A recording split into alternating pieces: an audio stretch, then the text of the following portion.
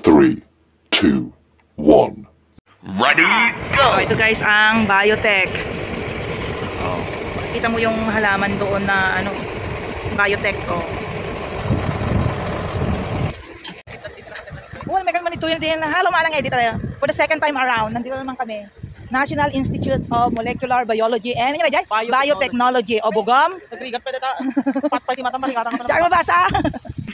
Andito tayo ngayon sa National Institute of Molecular Biology and Biotechnology, Biotech. According to baseline, compress daw. Ito sir, dito po tayo. Maluwa pa po dito. Gado kakadwami mo na. Gado kakadwami niya. Agitay kakadwa kita man ang kagitay kwa. Karong-rong may pisa ka naman ang. Ang kita rungir-rungir pisa ka naman ang agitay kakadwa man ang. O, di ba? Sana all.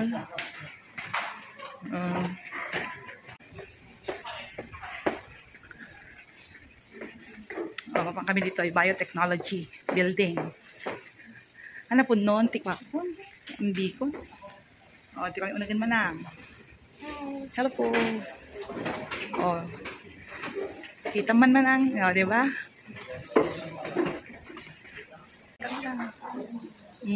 Tapos, dito agatin kami ting tok-tok. Ag-tok dama-dama. O. Dito tika kadwa ni. Puro ko lagi tururong yan. Pisaka namin lagi naman. Magandang hapon po, dito sa Biotech po. Welcome po sa Biotech po. So, para malaman po nyo kung ano pong ginagawa namin dito sa Biotech, ano pong mga produkto namin po. Meron po kami papakita na maikling video lang po. As later on, ang isa sa aming staff po, i-discuss po kung ano yung mga products na nagagawin namin na magagamit po nyo sa farming po nyo. So, bakit po muna tayo ng video. Kung may tanong po kayo, pwede mamaya magtanong po. National Institutes of Biotechnology and Applied Microbiology, but was a leader in the National Institute of Molecular Biology and Biotechnology, or Biotech. Biotech's mandate is to develop cost-effective and environment-friendly technologies to produce goods and services that are comparable or better alternatives to conventional products in agriculture, forestry, food, environment, energy, and industry. The institute has been led by esteemed Ito, biostimulants. At itong mga sakitang ito po, plant growth regulators. Next po, ito po. Gising na gising na. Hindi nakakatapos ang isang season ng planting kung walang pestisidyo. Nag-o-offer po kami ng buhay na pestisidyo. Ito ay galing sa mga mikrobyo na may sustansya na panglaban sa ibang mga irrigation water. Siyempre, nag-delegate tayo ng mulching at saka chemical fertilizers. Pero ang kulang ay biofertilizers. Wala naman lang ako sa system. Nawala. Okay.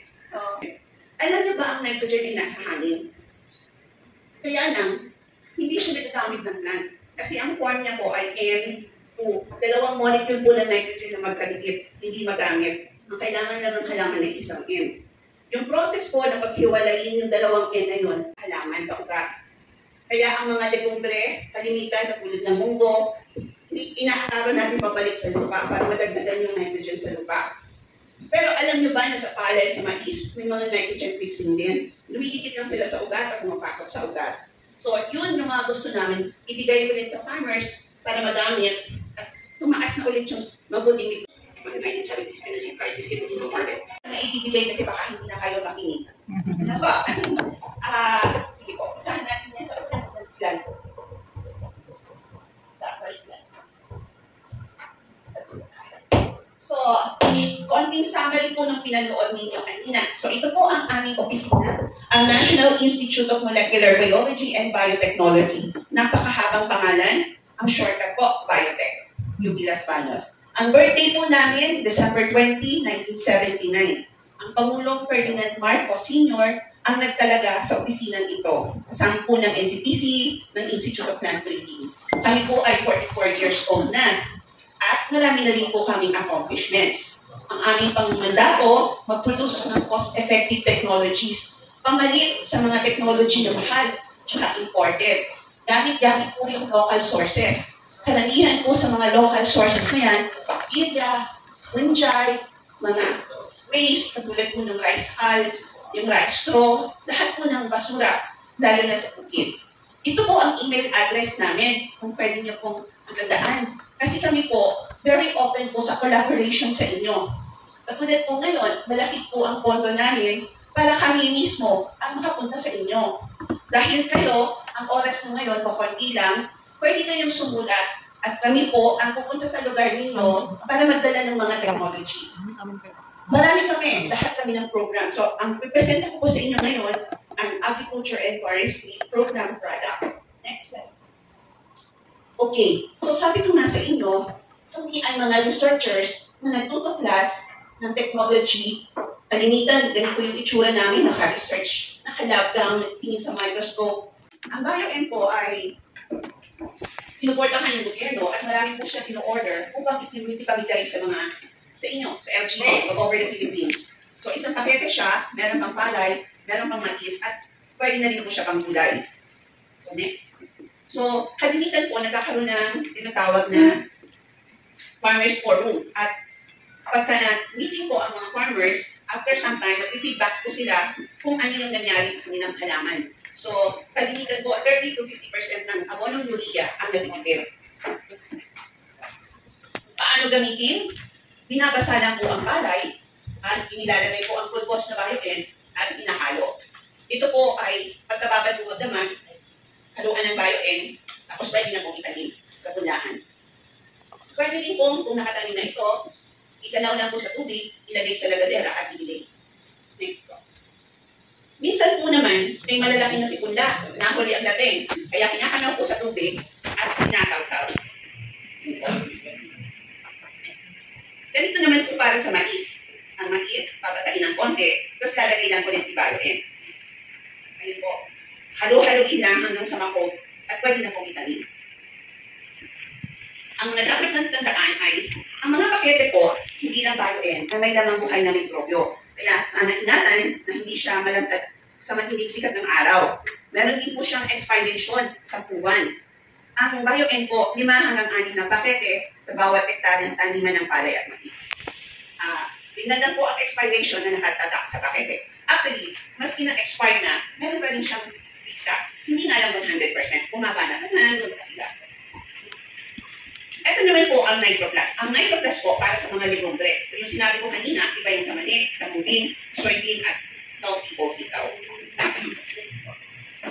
Ito yung mga sinasabi ko kanina na nodules, kung saan namumukay ang mga bakterya. Dahil dito sa maliliit na doon nagaganap yung pag-convert ng nitrogen sa hangin sa form na kaya gamitin ng ugat. Ganito kasi, itong mga bakterya na to, kailangan nila ng oxygen para mabuhay. Ano tayo, mga tao, kailangan natin ng hangin, oxygen. Pero po, ang proseso ng pag-convert ng nitrogen into ammonia na form ng nitrogen, hindi kailangan ng hangin. Kaya, nagpulong sila doon sa loob ng nodule para magkaroon ng mini factory ng abonong nitrogen. Nagiging napakagaling ng Diyos kasi ang isang aerobic o isang bakterya na nabubuhay na may hangin, kayang gumawa ng isang proseso na hindi kailangan ng hangin. And then dahil nasa ugat, yung nagawa ng nitrogen, diretso sa ugat at diretso sa halaman. So ito po, mga iba't iba pang likombre. Kailangan nyo pong mag-message sa amin kasi po hindi palagi na merong mga paret yan. Paano gamitin ang NitroPlus? Katulad lang po ng isa, basahin ng konti ang buto, ilagay ang BioPro, tapos itanim na po. Ito naman po yung isa pang produkto, MycoPlus. Si MycoPlus po, sinasabi namin na solution to problems of low yield and income. Si MycoPlus, kombinasyon ng mycorrhiza, yung sinabi ko, fungi, bisa, ugat. Samahan ng ugat at amag, nagtutulungan sila.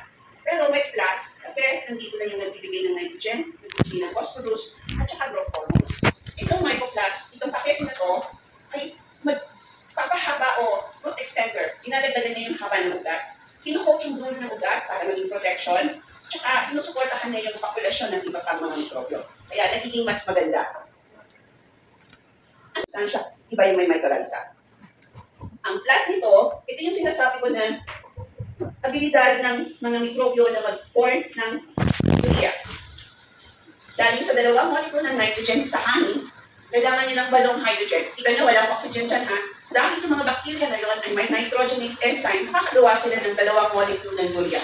Ito yung binibili natin ng urea na nangyayari na dyan sa ugat kung meron tayong tamang bacteria.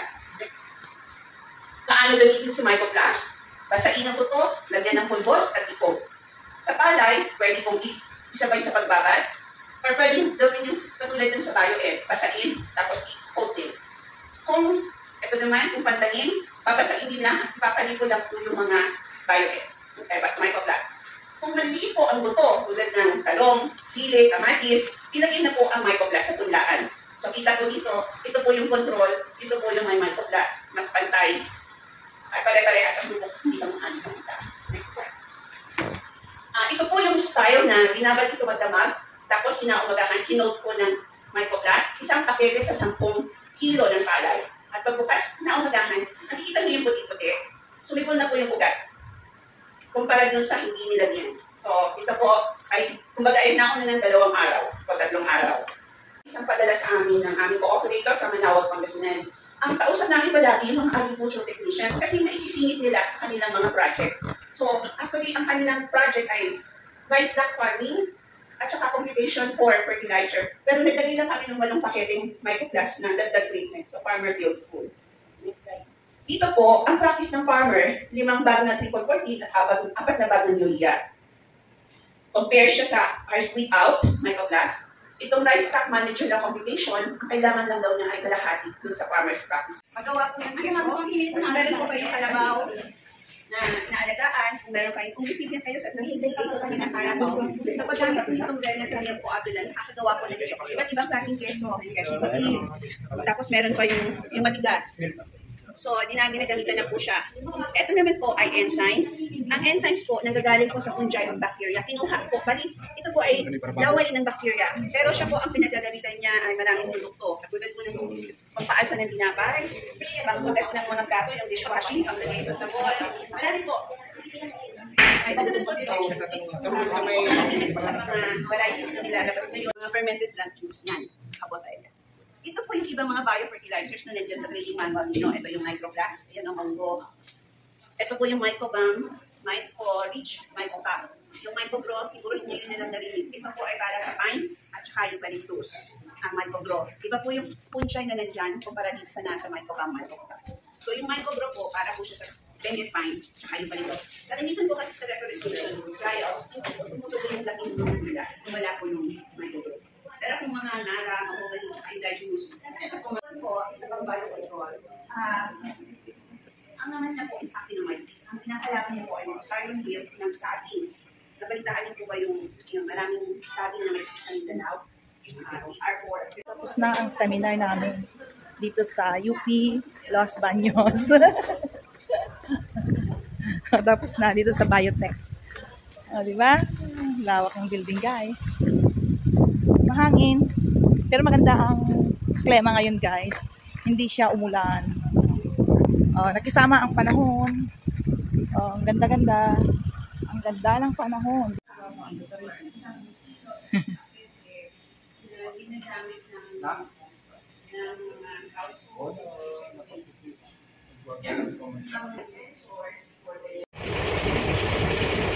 Biotech.